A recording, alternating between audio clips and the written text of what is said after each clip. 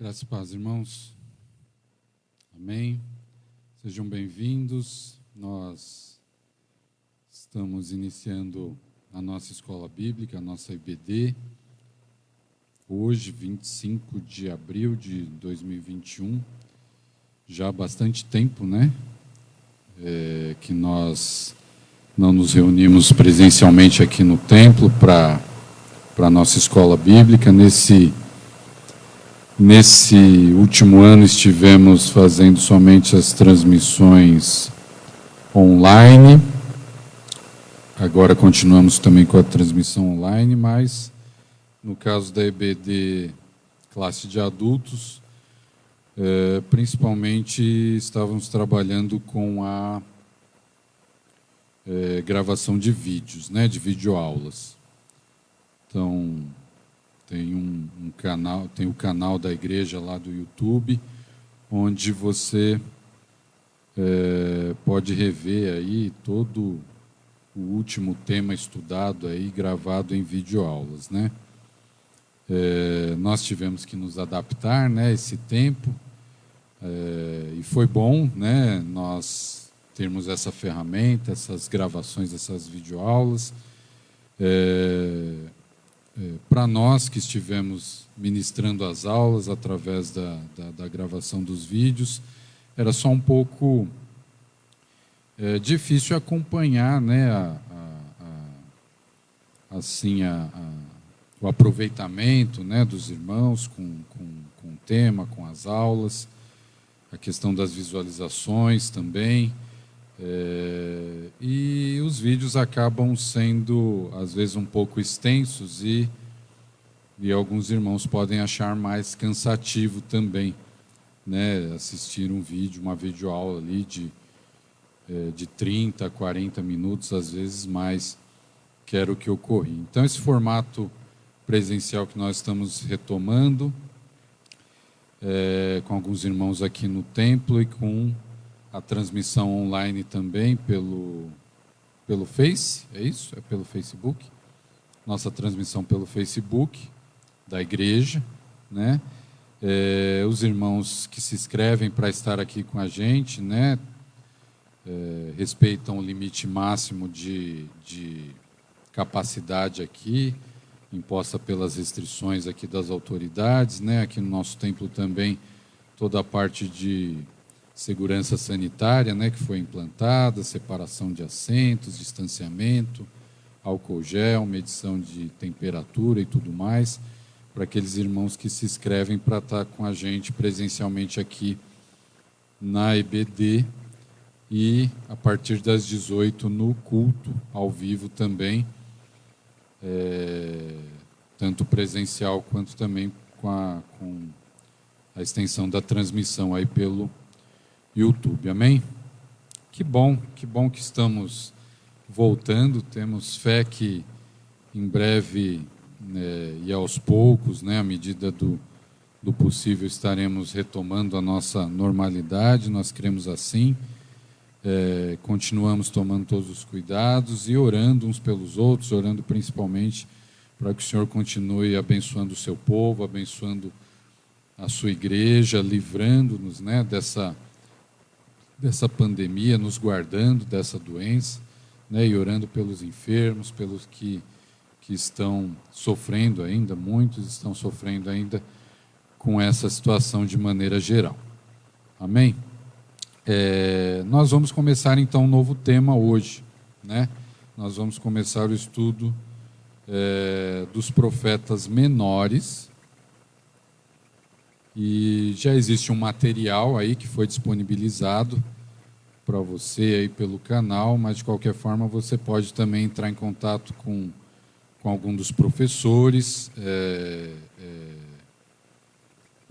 aqui da escola bíblica para obter, né, individualmente esse material, tanto na forma eletrônica, ou se você precisar do material impresso também, fale conosco, né, mande uma mensagem ou nos procure a nós professores, a irmã Adriana, que é a coordenadora da nossa EBD, e a gente vai procurar auxiliar os irmãos aí com a obtenção do material. Tá bom? É um material próprio aqui, desenvolvido pelo pastor Rinaldo, que é usado já no curso de teologia que a gente tem regular aqui na nossa igreja, o CTO. Então, talvez seja um material já conhecido de alguns. Tá? E queria começar com uma oração, então, efetivamente agora a nossa aula. Espero que você já tenha... Antes, nossa EBD era no período da manhã, né? Então nós começávamos agradecendo aí pelo dia, e especialmente pelo dia do Senhor. Mas mesmo sendo agora aqui no período vespertino, nós não vamos perder a oportunidade de agradecer pelo dia de hoje, pela nossa vida. Eu espero que você pense assim, todos os dias são do Senhor, né? Todos os dias são dias para nos consagrarmos e para consagrarmos ao Senhor, mas o domingo eu gosto de pensar que é um dia especial, é um dia marcado para a gente fazer isso. Então eu espero que você já tenha feito isso, já tenha agradecido, já tenha dedicado o seu dia ao Senhor hoje, mas se não fez, ainda há tempo, vamos fazer essa oração de agradecimento e iniciar a nossa aula então. Pai bendito, muito obrigado, nós te louvamos por essa oportunidade, Senhor. Nós te agradecemos por estas portas abertas, por este local que o Senhor tem conservado, tem sustentado, Senhor, pela tua igreja e pelo teu povo aqui. Muito obrigado, Senhor. Eu te agradeço também pelos meus irmãos que estão transmitindo essa escola, Senhor, a partir da internet, para todos os nossos irmãos que não estão aqui, que estão nas suas casas, que eles possam acompanhar da mesma forma, com a mesma atenção, com a mesma espiritualidade, e com o mesmo respeito, Senhor, e devoção que merece a Tua palavra, o estudo da Tua palavra. Senhor, nós estamos aqui para isso, para dedicar esse tempo ao estudo da Tua palavra, Senhor. Nos abençoa, nos capacita, direciona o nosso entendimento, Senhor, para esta lição de hoje, para esse tema da Tua palavra que iremos iniciar o estudo hoje, Senhor. Desperta os Teus filhos, nossos irmãos, para este compromisso, Senhor, com a Tua palavra, com o ensino, com o estudo da Tua palavra, com a nossa EBD, Senhor. Nós te agradecemos por este dia, pela nossa vida, por ter nos conservado, cuidado de nós, por essa semana que se inicia, Senhor, e desde já consagramos a Ti, Senhor, tudo que vier a acontecer a partir de agora, neste lugar, que seja sob direção do Teu Espírito Santo. Nós oramos assim, com gratidão e no nome de Jesus. Amém. Bem-vindos então novamente, meus irmãos. Profetas menores. Nós vamos começar estudando então o livro de Oséias, o livro do profeta Oséias. Abra aí sua Bíblia, nós vamos consultar o máximo que nós pudermos dentro do nosso tempo aí a Bíblia. O ideal é que você, caso queira se preparar para essa aula, nós estaremos estudando um profeta por aula, né? Cada domingo um profeta diferente. Então, a lista dos profetas menores aí na sua Bíblia, para você se localizar, começa lá em Oséias e vai até o último livro do Antigo Testamento, que é Malaquias. Então, são 12 profetas, 12 livros que são separados aí como os profetas menores, tá? Então, hoje começamos com o profeta Oséias, a partir da próxima aula, profeta Joel, depois Amós e assim por diante, as 12 lições, tá bom? A nossa EBD, você que está aqui presencialmente, conhece a gente, já sabe como funciona, você tem a oportunidade de participar, de falar, você que está aqui presencialmente, né? Então, dê um sinal aí que você vai ter a oportunidade de falar. E para que os irmãos que estão acompanhando online possam também compreender o que está se passando aqui, a gente repete aqui alguma questão, alguma pergunta que surgir aí da parte de vocês, alguma participação aí de vocês aqui, tá bom? Profetas menores. Por que profetas menores, né? Já se perguntou isso? Algum tempo atrás eu me perguntava essa história de profetas maiores, profetas menores. De onde vem isso, né? Por que essa divisão, esse rótulo, né? Profetas menores. E eu fico imaginando que alguém pode, de repente, achar que foi feita uma lista ali de profetas, né? Os profetas foram alinhados ali lado a lado, e aqueles que tivessem de 1,60 m para baixo de altura eram os profetas menores. Podemos classificar assim? O que vocês acham? Não, profetas menores é isso? Não? Acho que não. Tá bom. Então vamos lá, profetas menores. Será que seriam aqueles que têm menos importância, então? Tem uma menor proeminência na Bíblia? São profetas de menor importância que escreveram coisas menos relevantes, profetas menores? Significa isso? Opinião de vocês? O que vocês acham? Não também? Profetas menores são os de menor importância, os que não foram tão famosos, tão proeminentes, não é um Daniel, um Elias, enfim. Não? Não também? Beleza, então já descartamos duas hipóteses aí, né? Não eram os mais baixinhos, não eram os de menor importância, porque não tem isso na Bíblia, não tem um livro de menor importância na Bíblia, não tem um versículo, uma palavra sequer de menor importância na Bíblia, né? Todos os livros são inspirados pelo Espírito, é assim que a própria Bíblia diz e ensina. Profetas menores é simplesmente uma divisão que a teologia faz para facilitar o estudo, né, dos livros proféticos, né, os livros atribuídos aos profetas. E significa simplesmente sobre os profetas menores, são os livros sobre aqueles que se escreveu menos, né?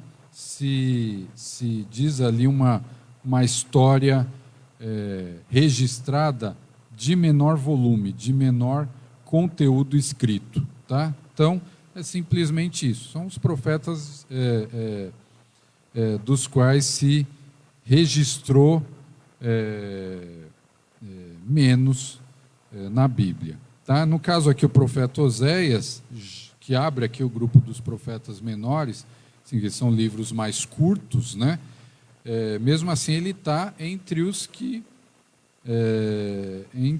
maiores livros dentre os profetas menores. Tem 14 capítulos o livro do profeta Oséias. E uma dica aí que você que é ligado aí nos aplicativos da Bíblia, baixa aí um aplicativo que tenha a Bíblia em áudio, e aí você consegue ouvir e facilita essa leitura. E caso você queira alguma dica, me procure depois, que eu tenho umas dicas muito boas e que tem me ajudado no estudo da Bíblia, colocar ali o áudio e ouvindo, né? Mas na maioria dos casos são livros menores do que esse do profeta Oséias, então você vai ter facilidade de ler durante a semana. Por exemplo, o próximo profeta Joel, próxima lição, tem um livro menor, e você consegue ler rapidinho ali, você chega para o domingo que vem, para a próxima aula, já afiado aí com essa mensagem aí do livro do profeta aí que a gente vai estudar, tá bom? Então, assim, para estudar os profetas, a gente costuma dar essa introdução a respeito da divisão do reino de Israel, aquilo que aconteceu no final do reinado ali, no final da vida do rei Salomão. Aí vocês sabem que o reino de Israel foi dividido entre norte e sul. Então, no norte ficou o que foi chamado de Israel, e a capital era Samaria. e a maior parte das 12 tribos ficou então concentrada no norte, e a parte sul ficou o reino de Judá, conhecido como Judá, onde a capital era Jerusalém. Tá? Então, a atividade dos profetas foi basicamente iniciada com essa divisão do reino aí, depois do reinado do rei Salomão, a partir de Samuel, e aí, né, vem ali o livro dos reis e das crônicas, onde tem toda essa narrativa. Tá bom? Então, o reino dividido, né, a atividade do profeta Oséias foi no norte, foi no reino do norte, ele nasceu lá, e foi uma atividade longa. O Oséias profetizou ali em Israel durante aproximadamente 40 anos, bastante tempo, né? E é um profeta que a sua atividade foi antes do exílio de Israel, antes do exílio do povo para a Babilônia. Então ele também tem essa divisão ali no estudo da Bíblia, que é o pré-exílico, né? Então ele é um profeta que atuou ali antes do exílio, tá bom? E agora efetivamente vamos entrar no texto do profeta Oséias. Para os irmãos aqui eu estou projetando uns slides que na verdade eu já tinha a respeito desse tema, não está exatamente com as palavras da apostila que vocês receberam aí, mas como resumo diz a mesma coisa, tá bom? Para a gente começar falando aqui do profeta Oséias, do livro do profeta Oséias, é importante a gente dizer que esse profeta teve uma vida difícil, teve um ministério árduo, doloroso. Não foi fácil a vida do profeta Oséias. Tá? Por que não? Porque Deus resolveu usar o exemplo da vida do profeta Oséias para que ele profetizasse no povo a partir da sua própria experiência familiar, a partir da sua própria experiência pessoal, na sua família, né? Ou seja, o profeta ele deveria sentir na pele relativamente aquilo que Deus sentia em relação ao povo de Israel. Como foi isso? Né? Então, Deus usou o casamento de Oséias como símbolo. O casamento de Oséias foi usado por Deus ali como símbolo da infidelidade do povo de Israel. Tá? Então, a narrativa do texto, né, é um texto duro, vocês vão ver ali que é doloroso ali se ler a narrativa do profeta Oséias, né, porque o livro ele faz essa alternância entre sentença sobre o povo de Israel contra a infidelidade do povo e o apelo do mesmo povo ao arrependimento. Então vai tendo essa alternância entre os capítulos, né? Uma hora sentença, outra hora Deus conclama através do profeta o povo a se arrepender e se voltar para Deus, e a narrativa vai assim, de capítulo a capítulo. Tá? Vamos dar uma olhada o que diz aí a introdução no material aí que vocês receberam, e vocês na tela aí também podem acompanhar, os irmãos que estão aqui, um resumo disso que eu estou falando, aí só para ficar registrado aí e ajudar aí na fixação aí do tema, né? Mas o propósito, né? Então, já partindo então para esse texto aí que vocês receberam aí do nosso material, o propósito era lembrar os israelitas e a nós de que o nosso Deus, né, é um Deus amoroso, cuja lealdade ao povo de sua aliança é constante. O Deus é amoroso apesar de nós mesmos, apesar da infidelidade do povo, né? Então, embora Israel tenha continuado a recorrer a falsos deuses, o amor de Deus inabalável, né, é retratado no marido que é sofredor por causa da esposa infiel. E essa é uma analogia entre Deus e o povo de Israel, que é infiel e recorre a outros deuses e adora outros deuses e tudo mais, né? Então a mensagem de Oséias é também uma advertência àqueles que dariam as costas ao nosso Deus. Então, versículos chaves de Oséias. Agora eu vou pedir para você acompanhar aí na sua Bíblia. Oséias capítulo 1, verso 2.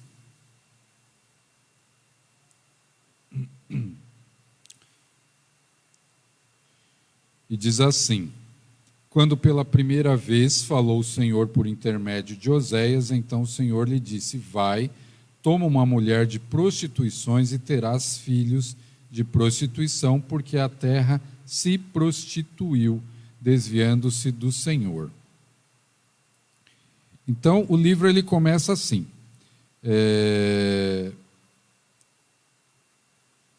Já no versículo 2 tem essa questão aí: tome uma mulher de prostituições. Então, existem algumas interpretações, né, dessa ordem de Deus. Uma delas é que o profeta então escolheu uma esposa, e a partir do casamento essa esposa teria se tornado infiel, né, e adulterado fora do casamento. Também existe uma interpretação que é só uma figura de linguagem, essa questão da traição, da prostituição. E existe a alternativa que é a mais aceita, inclusive pela própria leitura corrida aqui do livro de Oséias, é isso mesmo que dá a entender, é que Oséias já procurou uma mulher de prostituição. Já era uma mulher de prostituições quando Oséias a procurou para casar-se com ela, porque essa foi a ordem de Deus. E aí, em algumas versões da Bíblia, até diz na tradução que eram prostitutas de templo pagão, né? Se você tem uma tradução aí na linguagem de hoje, alguma tradução um pouco mais modernizada na linguagem, já trata desse tema, né? Existiam as prostitutas dos templos pagãos que ficavam lá nos templos e que se ofereciam, né, em relações para os deuses pagãos daqueles templos, porque existia essa crença que a fertilidade, a bênção desses deuses a partir dessas relações, então, com essas prostitutas do templo, traziam a fertilidade para a colheita e tudo mais. Então, nos templos pagãos já existiam essas mulheres, essas prostitutas de templo pagão, e por exemplo, uma das teses que são aceitas aí quando Oséias então foi procurar essa esposa. E ele era apaixonado, então ele amava a sua esposa, né? Então o sofrimento dele era grande em relação à infidelidade da esposa, principalmente porque ele amava a esposa. Então, a narrativa continua no texto aí da Bíblia, falando dos filhos, né? A partir do verso 3. Foi-se, pois, tomou Gomer, era o nome da esposa,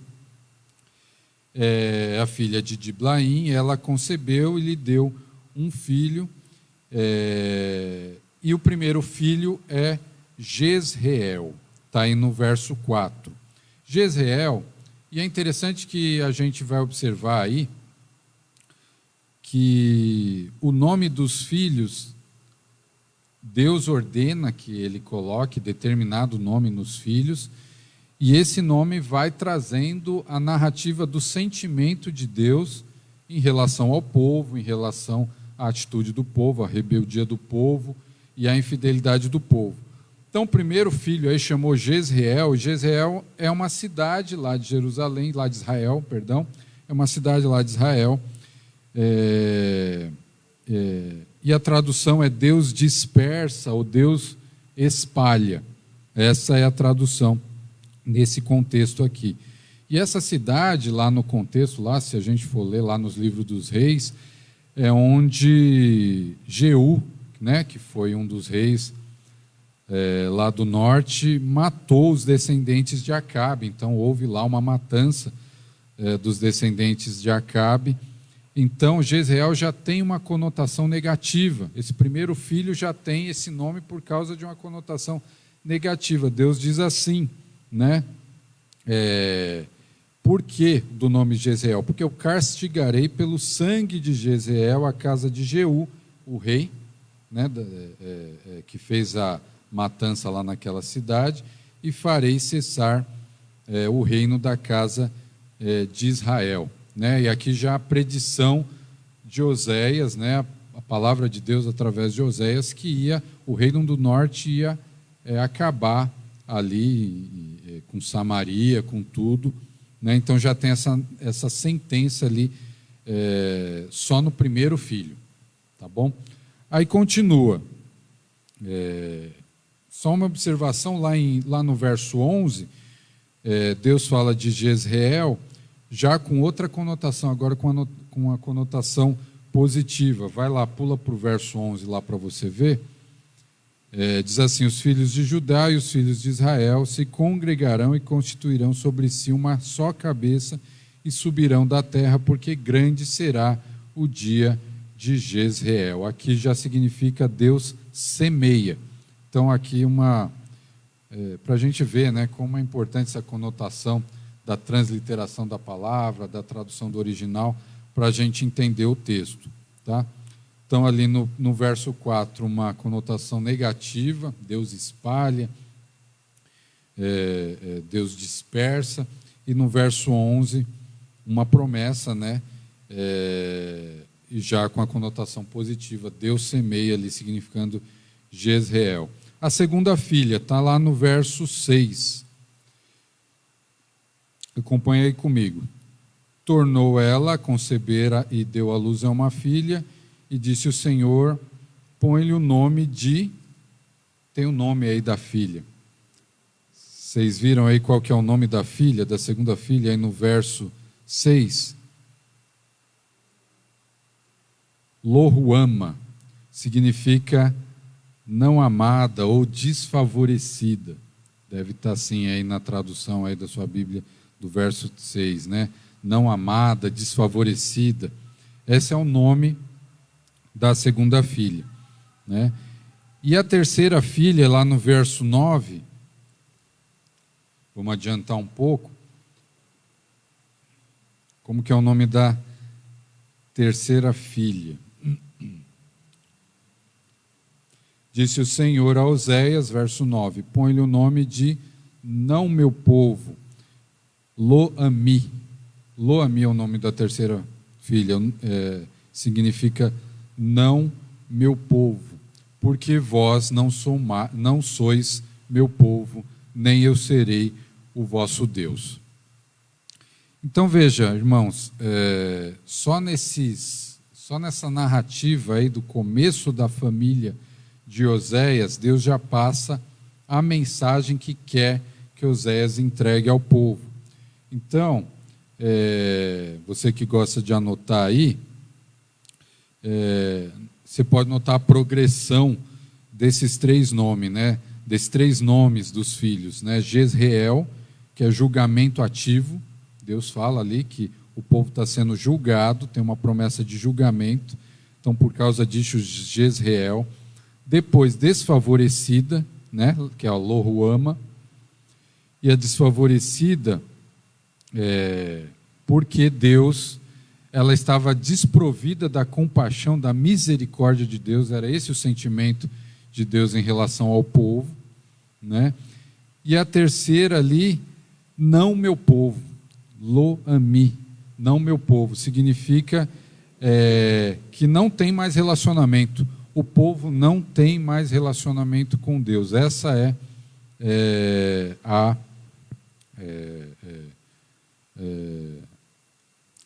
progressão, né, dos três nomes aí que revelam o sentimento de Deus em relação ao povo de Israel. Está descrito, está marcado na família de Oséias, desde uma mulher adúltera, uma mulher infiel, né, dando essa correlação com o povo que recorre a outros deuses, quanto com relação ao relacionamento de Deus com Israel, ao relacionamento de Deus com o povo, que passa de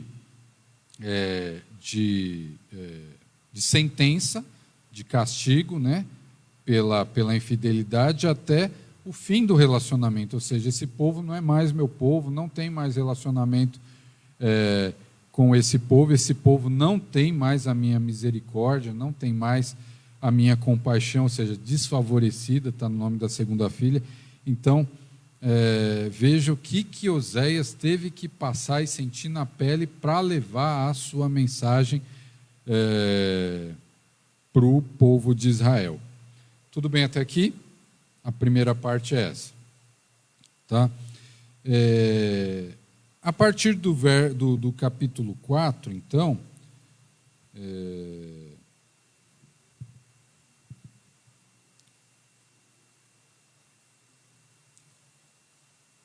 tem algumas partes importantes aí para a gente acompanhar na Bíblia. Aí no material que você recebeu pelo canal, tem aí os versos importantes, né? Desde o verso 2, que tem esse chamado de Deus para Samuel através da escolha de uma esposa de prostituições. Ali no capítulo 2, o verso 23 também, a gente destaca esse versículo 23 de Oséias 2, semearei Israel para mim na terra e compadecer-me-ei da desfavorecida, e a não meu povo direi, tu és o meu povo, e ele dirá, tu és o meu Deus. Ou seja, de novo, Deus dizendo, através de uma promessa de resgate do povo, mesmo com a infidelidade, né?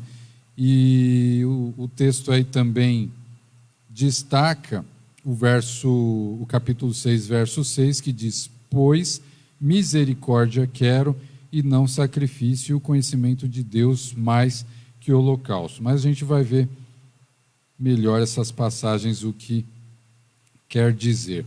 Então, sobre a culpa de Israel, vamos lá no capítulo 4. Abra aí sua Bíblia em Oséias, no capítulo 4. As divisões básicas, né, embora o texto aí do material que você recebeu seja mais compacto, uma divisão mais completa vai dar ali o começo do livro como o casamento, né, de Oséias, nessa questão de símbolo da infidelidade de Israel. Depois, a partir do final aí do capítulo 1, já o casamento do Senhor com Israel, como é que é essa infidelidade do povo, né, que vai até o capítulo 4. Depois, a longanimidade de Deus, a paciência de Deus, né, a corrupção de Israel, esse retrato do que era o povo, né, a partir do capítulo 4, e o amor e a restauração, isso vai até o 9, até o capítulo 9, e depois o amor e a restauração de Deus por Israel, né, nos capítulos de 11 até o 14.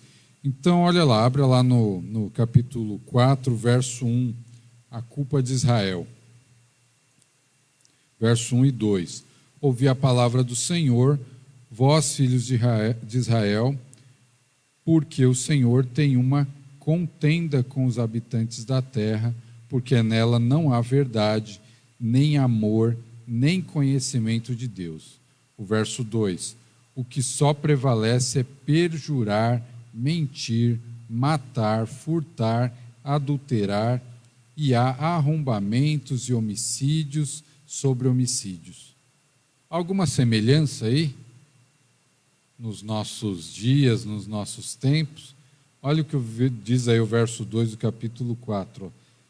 O que só prevalece no povo é perjurar, mentir, matar, furtar e adulterar, e há arrombamentos e homicídios sobre homicídios, violência, roubos, crimes, mentira.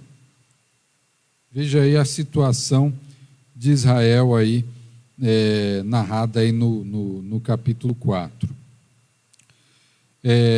Indo lá para o capítulo 5, veja aí o verso 8 do capítulo 5. Sentença sobre Israel e Judá.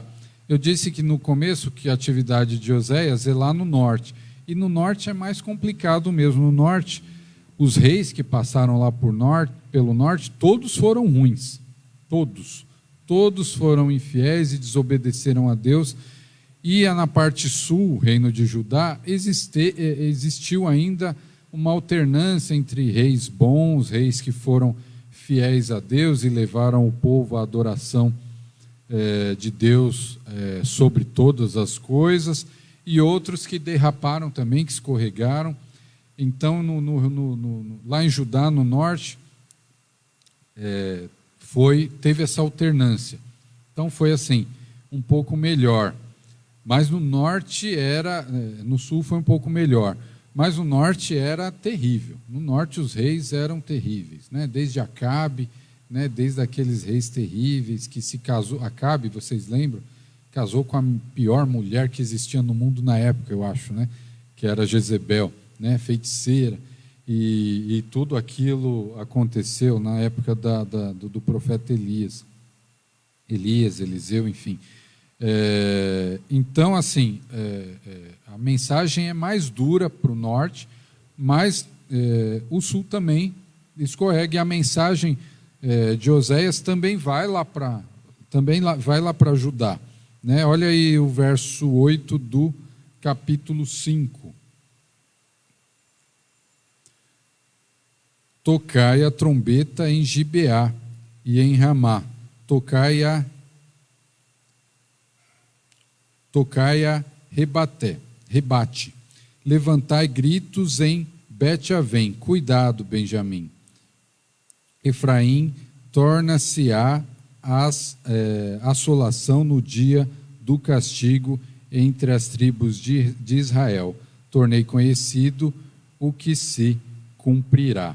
Olha o verso 10. Os príncipes de Judá são como os que mudam os marcos. Derramarei, pois, o meu furor sobre eles como água. Então, a sentença vai lá para Judá, vai lá para o reino do sul também.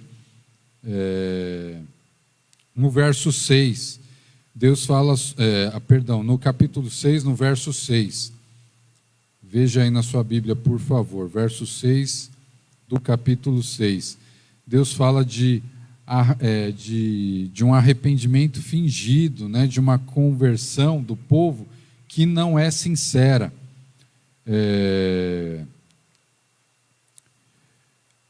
Verso 6 diz assim: pois misericórdia quero e não sacrifício, e o conhecimento de Deus mais do que holocaustos. É um versículo bem conhecido, destacado aí no material do livro de Oséias, porque Deus fala assim a partir do verso 4, o que farei, ó Efraim? O que eu vou fazer desse povo? Quando Deus fala Efraim, ele está se referindo a Israel, também é chamado de Efraim aqui, né? Efraim foi uma tribo tão grande dos descendentes de José, que o próprio povo de Israel ficou conhecido como Efraim. Na Bíblia, quando se fala Efraim, está se referindo ao próprio povo de Israel. Deus fala assim, o que eu vou fazer com vocês? Né? Verso 4 aí, que farei, ó Judá, porque o vosso amor é como a nuvem de manhã e como orvalho de madrugada, que cedo passa. Por isso eu abati por meio dos profetas, pela palavra da minha boca, os matei, e os meus juízos sairão contra a luz. Então, Deus fala assim, o que eu quero é misericórdia e não sacrifício. Não adianta nada vocês ficarem se arrependendo insinceramente, uma conversão não sincera, ficar sacrificando animais toda hora e continuando nessa vida de pecado. Então, não quero esse sacrifício. O que eu quero é conhecimento de Deus mais do que esses holocaustos. Vamos adiante. O verso 7 e 8, o capítulo 7, o verso 8, está até nessa segunda parte do slide, aí, acho que não está mais aí, né?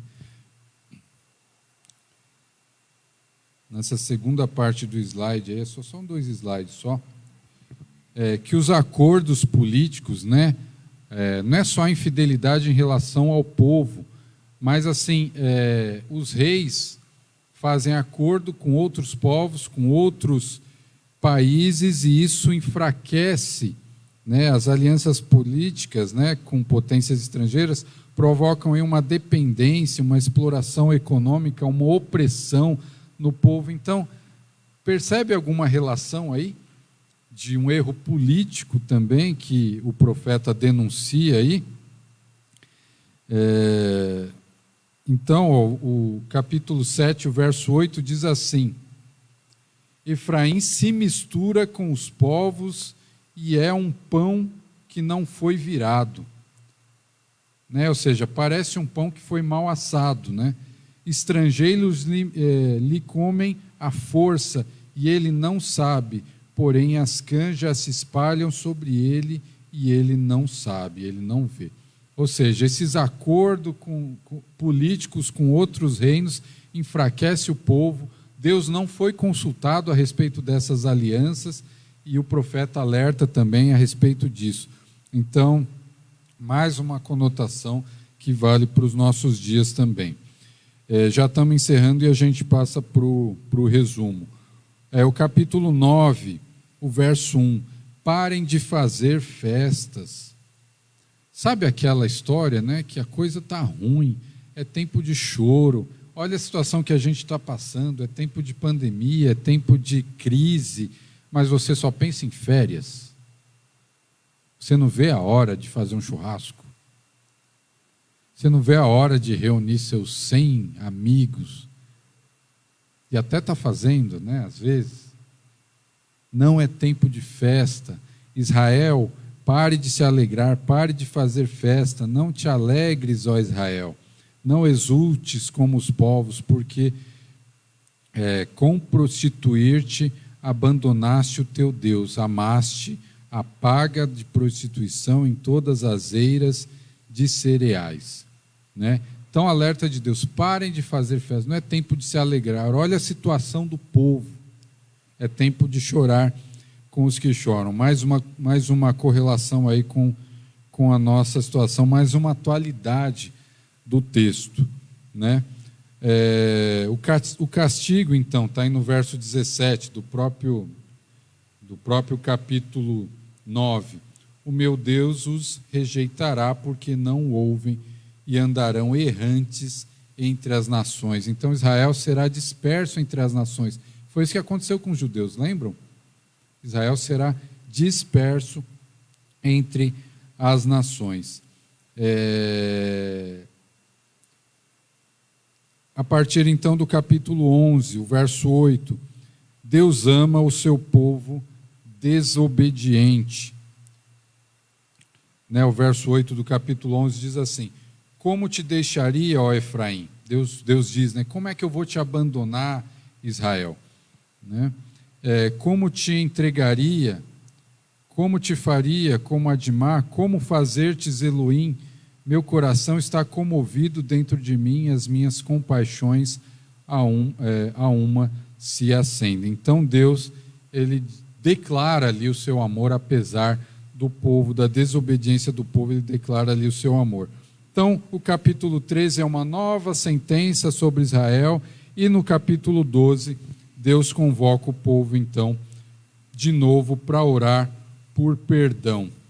Então, o resumo do livro de Oséias é esse, né? Está aí no material que vocês receberam aí pelo canal. O livro de Oséias pode ser dividido em duas partes, né? Uma descrição de uma mulher adúltera e um marido infiel, simbólico da infidelidade de Israel a Deus, através da idolatria, né, principalmente. A gente viu que teve acordos políticos, teve tudo além da idolatria, criminalidade, desobediência do povo, violência, né, tudo isso.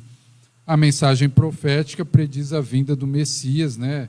Israel é bem citado no Novo Testamento, Oséias é bem citado no Novo Testamento, né, como também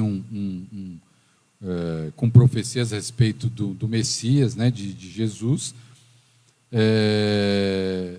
E os prenúncios, né, tá ali em Oséias 2:23, né, sobre o ajuntamento dos gentios, né, de todos nós, aos escolhidos, então, ao povo judeu, né?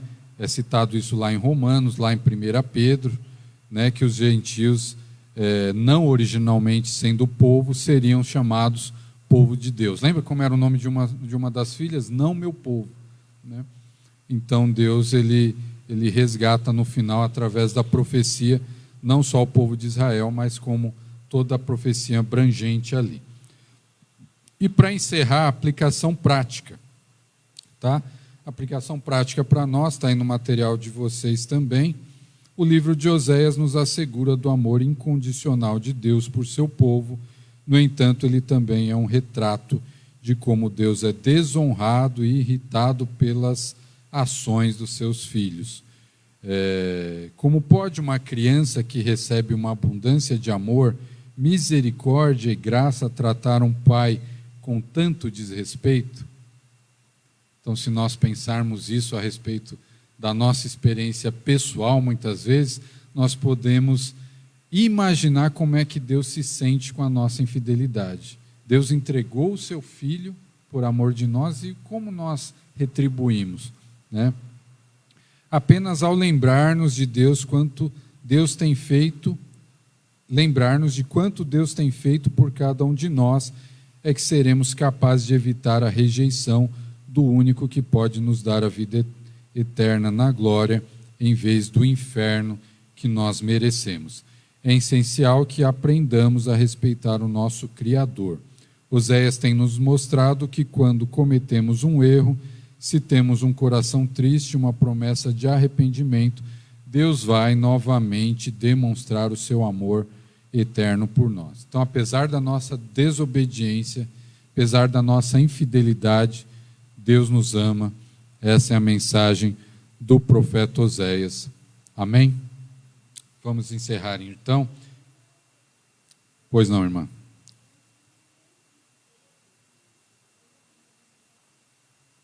Desculpa, repete, por favor.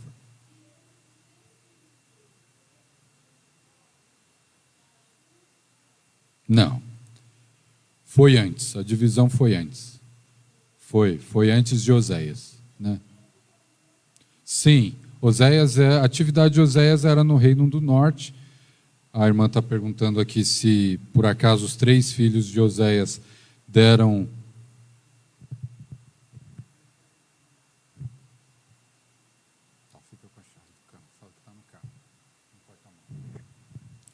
Desculpa.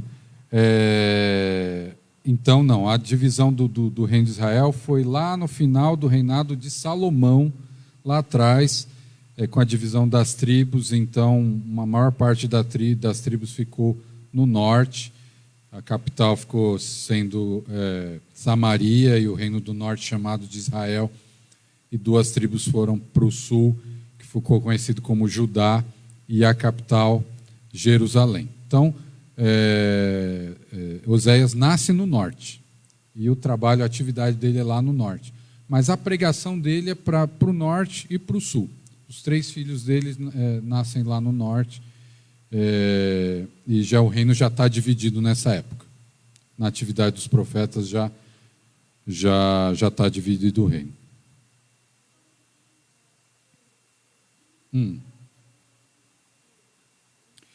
Jezreel, né? Jezreel, primeiro filho de Oséias, é uma cidade, que já existia essa cidade lá em Israel, e é uma cidade, Deus faz uma referência ao massacre que o rei Jeú fez lá na cidade de Jezreel, dizimando a descendência de Acabe, todos os descendentes de Acabe, só que ele extrapolou muito, né?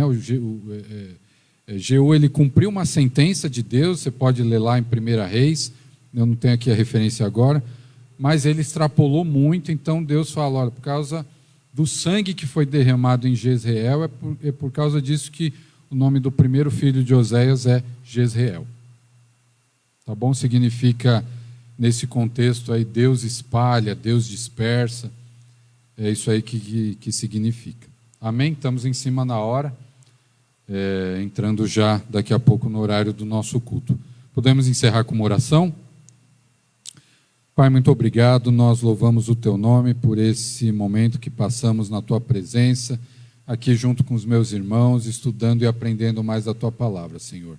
Muito obrigado, completa na vida de cada um, Senhor, os ensinamentos da Tua palavra, Senhor, dos Teus profetas, Senhor, que falam até hoje a nós, com tanta atualidade, com tanta propriedade a respeito da nossa condição, Senhor, da nossa infidelidade e, sobretudo, do Seu amor por nós, apesar de nós mesmos, Senhor, apesar do nosso pecado, Senhor, o Senhor tem cuidado de nós, nos amado e nos resgatado para a Tua presença, Senhor, através do sangue de Jesus. Nós Te louvamos e agradecemos no nome de Jesus. Amém e amém. Obrigado, meus irmãos. Até a próxima aula, domingo que vem às 17h.